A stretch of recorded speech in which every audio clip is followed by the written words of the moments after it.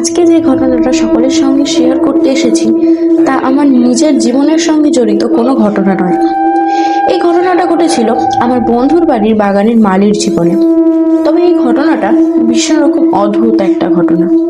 তখন আমরা বোধহয় ক্লাস 12-এর পরীক্ষা দিয়েছি সবে। এইচএস এর পর অনেকটাই সময় রয়েছে ফ্রি টাইম। শিরূপা বলে, আমার একজন স্কুলের বন্ধু ছিল, ওর বাড়িতেই বিকেলবেলা আমি, দীপ্তি ও পূজা সকলে মিলেই তখন আড্ডা দিতে যেতাম। ওদের বাগানের মালিক কাকা একটু বয়স্ক মতো ছিল, আমাদের নিজের মেয়ের মতোই ভালোবাসতো। শিরূপা কখনো কখনো কাকাকে দিয়ে আমাদের জন্য খাবার কিনে আনতো। এরকম দিনই হয়েছে, কাকা নিজের বাড়ির থেকে আচার, ভুজিয়া, এটা ওটা আমাদের জন্য নিয়ে আসতো সঙ্গে করে। এর মাঝে আমাদের বন্ধু পূজা একদিন ওর খুব জ্বর এলো, তো কিছুদিনের জন্য আমাদের শিরূপার বাড়িতে যাওয়ার বন্ধ হয়ে গেল। কারণ টিমের মধ্যে কারো যদি কিছু হয়, বাকিদেরও ইচ্ছা করে না তাকে ছেড়ে আনন্দ করতে। বেশ দিন 15 কেটে গেছে। একদিন শিরূপা ফোন করে আমাকে বলল, জানিস তো আমাদের মালিক কাকার একমাত্র ছেলে গোপাল মারা গেছে কয়েকদিন আগে। কাকা তো এরপর থেকে আর আসেনি আমাদের বাড়িতে। আমি খবরটা পেয়ে আকাশ থেকে পড়লাম, বললাম, কাকার ছেলেটা তো আমাদের চেয়ে একটু বড় হবে বয়সে মনে হয়, তাই না? শিরূপা প্রত্যুরে বলল, রে, গোপালদা আমাদের চেয়ে বয়সে বেশ কিছুটা বড়, আমাদের বাড়িতেও এসেছে কয়েকবার।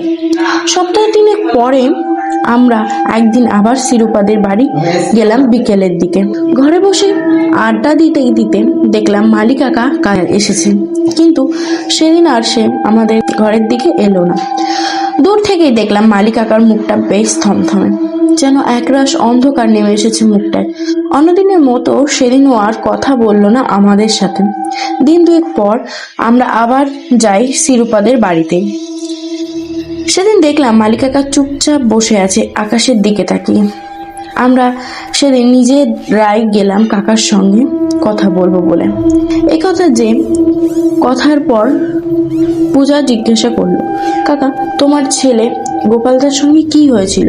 দ্রুতি দুটো চোখ বড় বড় করলো সম্পির পূজার দিকে তাকিয়ে।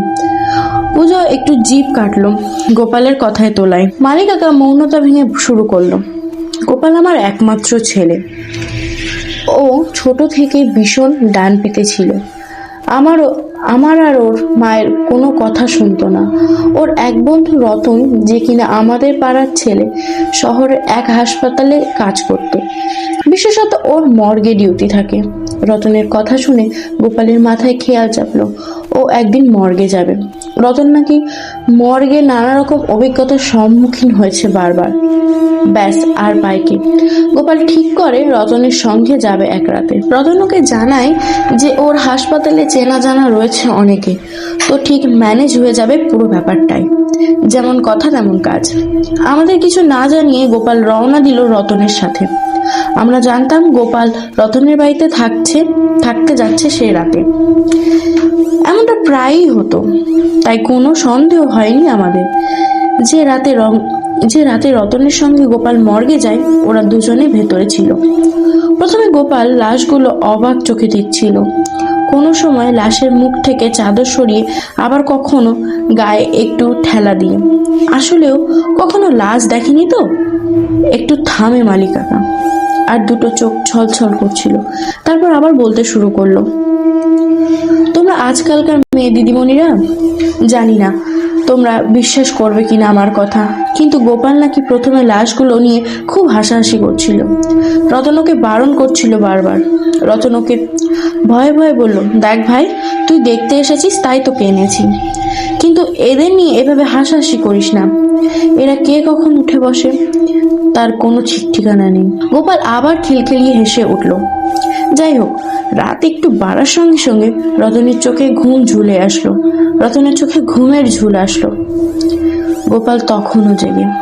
ও পাশে একটা চেয়ারে বসে। তখন রতন ওকে বলেছে ভোরবেলা হলেই বের করে দেবে সেখান থেকে, কারণ হাসপাতালে কোনো স্টাফ গোপালকে দেখতে পেলে রতনের আর চাকরি থাকবে না সেখানে। রতনের বয়ান অনুযায়ী ওর ঘুম ভাঙে গোপালের চিৎকার শুনে। বাবা গো, মা গো বলে গোপাল তখন চিৎকার করছে। রতনের ঘুম ভেঙেও দেখে গতকাল রাতে মর্গে আসা একটা লাশ উঠে বসে, আর সেই লাশ গোপালের ডান হাতটা কামড়ে রেখে দিয়েছে। আর সেই লাশ গোপালের ডান হাতটা কামড়ে কামড়ে চিবোচ্ছে। হকচকি উঠে রতন নিজের চোখ দলে বার দুয়ে। ও একটু দূরে বসে ছিল গোপালের থেকে। রতন নিজেও ভয় পেয়ে যায় এই দৃশ্য দেখে। ও ছুটে যায় গোপালের কাছে, গিয়ে দেখে লাশটা আগের মতোই নিজের জায়গাতে শুয়ে রয়েছে, আর গোপাল ঘুমোচ্ছে অঘরে। রতন কিছুতেই মানতে পারছিল না যে এমন কোনো ঘটনা ঘটেনি। ভীষণ ভয় পেয়ে সজোরে ধাক্কা দিয়ে গোপালকে ডাকতে থাকে রতন। গোপাল হকচকিয়ে উঠে রতনকে বলে, কিরে ডাকছিস কেন? কোনো ডাক্তার এদিকে আসছে নাকি? রতন বলে, না না, তুই ঠিক আছিস? গোপাল নিজের জামার কলারটা একটু নাড়িয়ে বলে, হ্যাঁ ঠিক থাকবো না কেন? কি হবে আমার?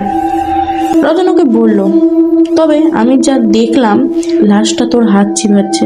রতনের মুখে এই কথাটা শুনে হা হা করে হেসে উঠল গোপাল।